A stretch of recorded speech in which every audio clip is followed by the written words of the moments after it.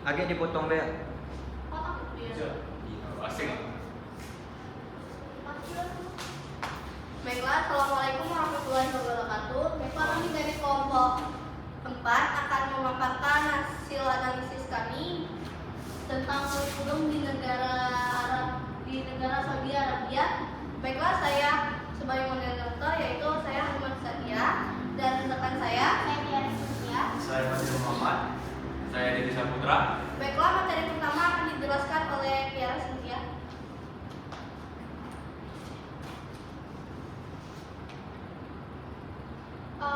Pertama, sistem pendidikan di Saudi Arabia. Dasar kurikulum. Dasar kurikulum di Saudi Arabia diadopsi dari negara-negara bahasa Arab dan negara-negara Saudi Arabia terutama Mesir, yaitu Universitas Al-Azhar. Sistem pendidikan di Arab Saudi didasarkan pada kurikulum negara-negara Arab lainnya saat ini seperti Mesir, yang juga terkenal di dunia pendidikan melalui Universitas Al-Azhar yang mengutamakan nilai-nilai agama atau Islam. Sebab Arab Saudi merupakan negara yang menganut nilai-nilai syariah, bahwa sistem pendidikan di Saudi juga mengedepankan nilai-nilai Islam, menekankan mata pelajaran keagamaan. Yang kedua, kurikulum untuk pria dan wanita. Kurikulum pria dan wanita pada Saudi Arabia jenjang pendidikannya pada dasarnya sama. Hanya saja sekolah perempuan menambah jam tata graha dan sekolah laki-laki menambah jam pendidikan jasmani yang tidak diajarkan di sekolah perempuan. Selanjutnya, metode pembelajaran dan bahasa pengantar. Metode pengajar, pemilihan metode pengajar berbeda antara masing-masing mata pelajaran. Seperti mata pelajaran agama lebih menekankan hafalan dan jarang sekali menggunakan peralatan mengajar selain dari papan tulis. Yang kedua, bahasa Arab, menggunakan papan tulis untuk menulis dan menggunakan metode hafalan teks. Yang ketiga, ilmu eksakta dan bahasa Inggris, yaitu menggunakan laboratorium jika tersedia. Tetapi hampir semua laboratorium sekolah serba tidak lengkap, baik kekurangan dalam peralatan atau dalam tenaga profesional atau keduanya. Selanjutnya, bahasa pengantar. Dalam kurikulum bahasa Saudi Arabia ini, bahasa pengantarnya itu bahasa Arab dan bahasa Inggris. Bahasa Arab merupakan pengantar mulai dari sekolah dasar, sekolah menengah pertama sampai ke level menengah atas. Pada perguruan tinggi, bahasa Arab menjadi bahasa pengantar pada bidang seni, humaniora, dan ilmu sosial. Yang kedua, bahasa Inggris. Bahasa Inggris merupakan bahasa pengantar pada bidang engineering atau teknik, kedokteran, dan ilmu alami. Selanjutnya, saya akan dibacakan oleh saudari Halimah. Baiklah, selanjutnya yaitu struktur sistem pendidikan. Jenis sistem pendidikan dan tahap pendidikan. Sistem pendidikan di Saudi memisahkan antara laki-laki dan perempuan sesuai syariat Islam. Secara umum, pendidikan dibagi menjadi 3 bagian, yaitu yang pertama pendidikan umum untuk laki-laki, dan yang kedua pendidikan umum untuk perempuan, dan yang terakhir pendidikan Islam untuk laki-laki. Pendidikan umum baik laki-laki dan perempuan mendapatkan kurikulum yang sama dan ujian tahunan yang sama pula. Pendidikan dibagi menjadi 4 bagian. Pendidikan dasar dari SD, yaitu dari umur 6 sampai 12 tahun. Pendidikan menengah dari umur 12 sampai 15 tahun. Pendidikan sekunder dari umur 15 sampai 18 tahun, dan pendidikan tinggi yaitu universitas atau akademi. Pendidikan Islam tradisional bagi laki-laki difokuskan bagi laki-laki. Pendidikan Islam tradisional bagi laki-laki difokuskan untuk membentuk calon-calon anggota Dewan Ulama. Kurikulum untuk sekolah Islam tradisional juga sebagian menggunakan kurikulum pendidikan umum, tetapi fokusnya pada studi Islam dan bahasa Arab. Selanjutnya, pendidikan khusus untuk anak perempuan.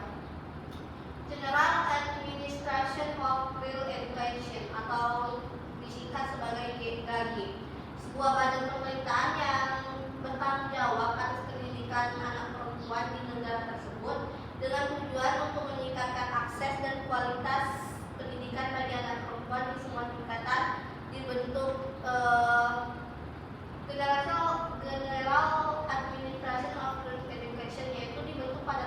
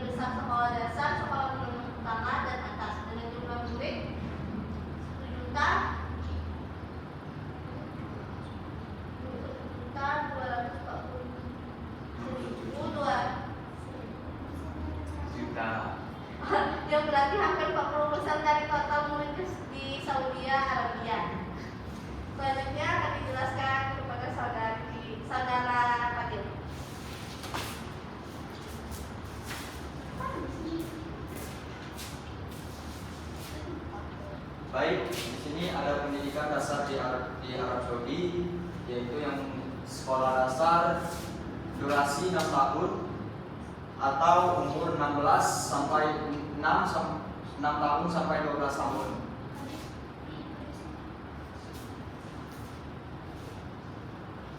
Pelajaran wajib bagi sekolah dasar yaitu bahasa Arab, seni, geografi, sejarah, ekonomi rumah tangga atau khusus perempuan, matematika, pendidikan fisika khusus laki-laki, studi Islam, sains. Kendalanya adalah pendidikan lanjutan di Arab Saudi, sekolah menengah, durasinya 3 tahun atau umur 12 tahun sampai 15 tahun.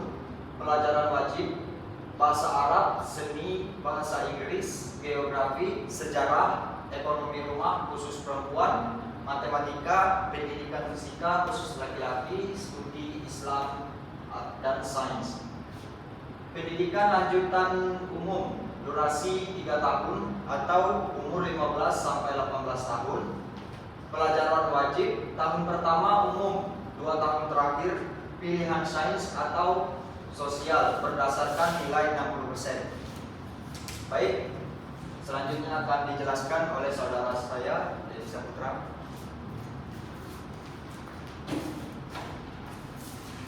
Baiklah, di sini saya akan menjelaskan perbandingan sistem pendidikan Arab dan Indonesia. Sistem pendidikan di Arab Saudi yaitu berdasarkan hukum-hukum Islam. Yang kedua, fokus pada mata pelajaran keagamaan Islam. Yang ketiga, sekolah terbagi menjadi pria dan wanita dengan kurikulum yang berbeda antara pria dan wanita. Dan yang keempat, sekolah wanita menambahkan manajemen rumah tangga. Yang kelima, sekolah pria menambahkan pendidikan jasmani. Dan untuk pendidikan di Indonesia, yang pertama itu belum menerapkan secara menyeluruh hukum-hukum Islam. Yang kedua, pondok pesantren sebagai lembaga khusus atau lembaga informal. Selanjutnya itu kurikulum berganti-ganti, sulit beradaptasi. Yang keempat, sekolah bercampur antara pria dan wanita kecuali di pondok pesantren. Yang kelima yaitu pelajaran sama untuk kedua jenis kelamin. Mungkin itu saya kembalikan ke kesimpulan, yaitu tujuan pendidikan di Arab Saudi memberikan pendidikan dasar bagi seluruh penduduk, mendidik anak-anak dalam kepercayaan, praktek, nilai dan kebudayaan Islam, menyiapkan generasi terampil untuk pengembangan ekonomi yang terus berubah, menekankan pendidikan agama adalah mata pelajaran wajib di semua tingkatan pendidikan. Sistem pendidikan di Arab Saudi Arabia yaitu pendidikan dipisah antara laki-laki dan perempuan. Kurikulum berbeda untuk laki-laki dan perempuan sesuai syariat Islam. Arab Saudi adalah negara teokrasi Islam tanpa perlindungan hak-hak minoritas untuk kebebasan beragama. Mungkin itu yang dapat saya sampaikan. Saya kembali kepada moderator. Baiklah, mungkin itu hasil dari paparan dari kelompok kami. Sekian, terima kasih. Wassalamualaikum warahmatullahi wabarakatuh. Waalaikumsalam.